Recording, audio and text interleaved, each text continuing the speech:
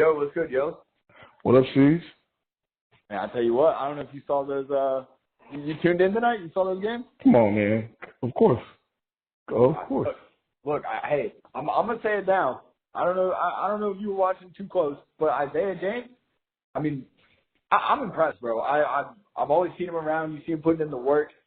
But tonight, I saw him do some things on offense that made me think, as a prospect, he's a guy who can get taken above a lot of your favorite, college guys, a lot of your favorite SimWorld you guys.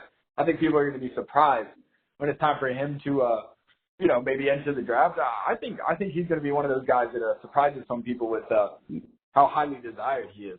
Well, of course, you know how I feel. I always talk about this all the time, where defense is a base. Like your favorite pro players, all the best pro players, maybe not so much anymore, but the ones that really go far, they have a good defensive foundation and they work on their offensive game. But, yeah, like Isaiah, oh, my God, yeah, he leaps and bounds. I remember he couldn't find a jumper. He couldn't go buy one in the store before, but he's knocking it down now. And I mean, you even saw a little bit of handle, but what he does on defense is still where I fall in love. But come on, man, don't talk about South Carolina without talking about Keandre Baldridge, dude. Come on. We knew about him. He was. Everybody didn't know about him. Everyone did not. He might have been a little overlooked in prep for whatever reason. Probably because, he played with Trey Burner when he was younger, and then next year, there were all these other guys that were showing out. He didn't get I feel like he didn't get a lot of chance to shine offensively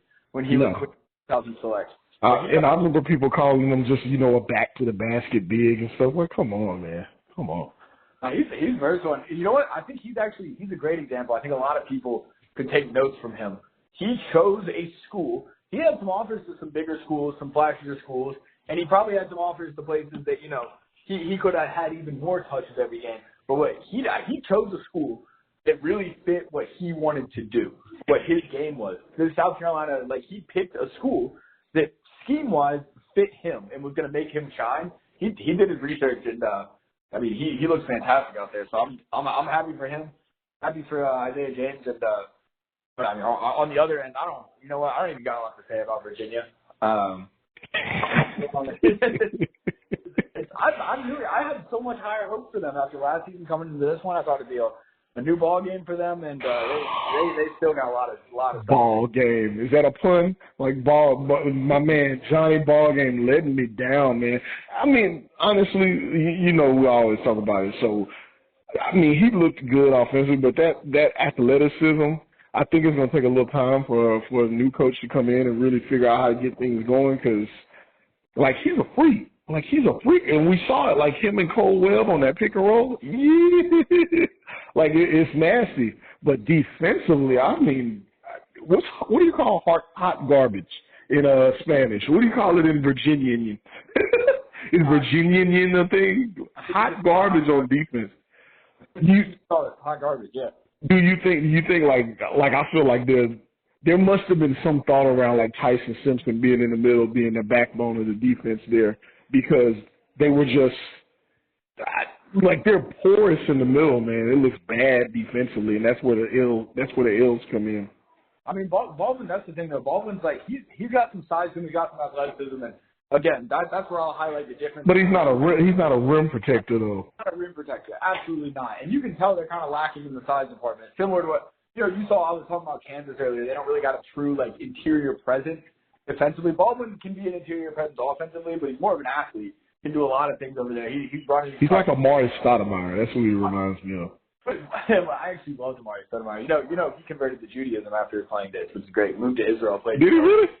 Yep. He's a Jew. Huh. Yeah. You're a Amari Stoudemire fan. I love the fact that for the first 4 years of his career, he had one thing in his bag, and that was the one-hand tomahawk jam. As Harlan, he didn't have a jumper. He didn't have handles. He didn't even have a two-handed dunk. He had a one-hand tomahawk jam for 4 seasons. Dude, then he developed. Play with Steve Nash, you don't really need to do anything. You don't have to have a bag. Catch that ball and dunk it with one hand. Don't even use to. But that's who Baldwin reminds me of. And Cole Webb's actually, real talk, he's looked way more efficient than people said, what he's going to be. But their defense lets me down. I don't want to talk about I can go crazy talking about defense. The defense was atrocious, though. I mean, you talk about that. One thing, I mean, Virginia's usually known for their defense, so that it's even more of a letdown. We talk about a program, but I guess Tony Bennett gone. Maybe there's a change in the guard, but you talk about, players picking schools for certain reasons, and Cole Webb could score. We know that. At times he was a volume scorer. But Virginia plays efficient basketball, usually, on the offensive end. That's what they do. They play good defense, efficient offense. We'll see what this new thing coming up Virginia is, if they're going to win games or not. But, I feel like that's kind of why Cole Webb went there. He's gonna become more efficient, hopefully become a little better defender, kind of round himself out for, hopefully make it to that CBA. And, So before I bring up this other stuff, before I bring up this other one though, I think it's fair to say, like, can we even agree and just be honest that some of these kids, they're not going to the college to try and get wins. They're gonna talk that talk of, we're gonna win the conference, or we're going all the way to we're going all the way through the quad and the hoop stair, we're gonna win it all. But they're really just trying to get their shine on, get their numbers, because the makeup of some of these teams they don't say anything about wins. We can agree, right? I mean, yeah. Unfortunately, that's what a lot of it is these days. But those guys who are focused on where they are, that says a lot to a scout also. Focus on what you do to win. So before you start talking about this Miami crap, right? I just gotta say it. Jackson State. JSU in the house. JSU pulled off the upset, and then Roderick Little is a dog. He's Dr. Doggenstein. He locked Lace Darius up tonight. And I'm an LDO fan, but he clamped him.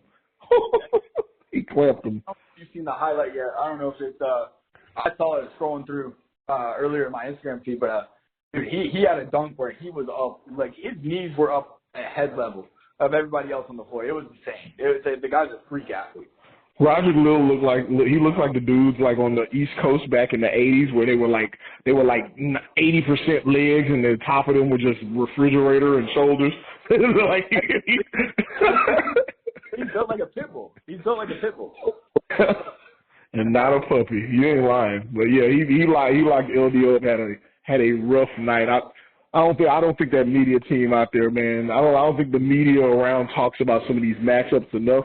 But that was a good one tonight. It's one of the best offensive guards going up against one of the best defensive guards who can also get it done on offense. Roderick Little is, I'm in a few circles, and I've heard some stuff about the prospects that he has at the SWBA. So go ahead, man. No, I know you want to talk about Miami. Talk about the Bulldogs, bro. I'm telling you. Okay, cool. People won't be talking about them. But I've been talking about them. My guy Josiah Townley. It's all about everyone loves Terrell Pearson. We all knew. But this kid Josiah Townley, he's a big. He can stretch the floor. You saw him shoot with confidence. And he's a big part of that game. He's a big part of the reason they're able to take that out. When he was on the floor in the first half, he nullified any defense. And for some of the second half too, any interior defense that Miami had, because he was pulling Richard Hennessy out. He is a difference maker. And he may not be a guy who's going to be a lottery pick, but he's a guy that you could add in the late first round, maybe early second to your SWBA squad. And he's going to add a lot of versatility. He can be a difference maker for your squad.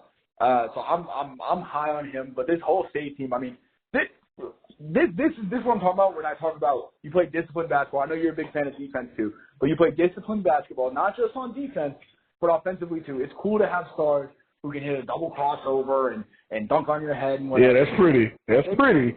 Yeah, a couple of those too, but it's the disciplined ball. The way it's almost like I'm watching the Tony Parker, Tim Duncan, Manu Ginobili Spurs, the way they were moving the ball tonight. I know that's crazy high praise, come on, it's Mississippi State, but that's really what it looked like. They were moving the ball insanely well.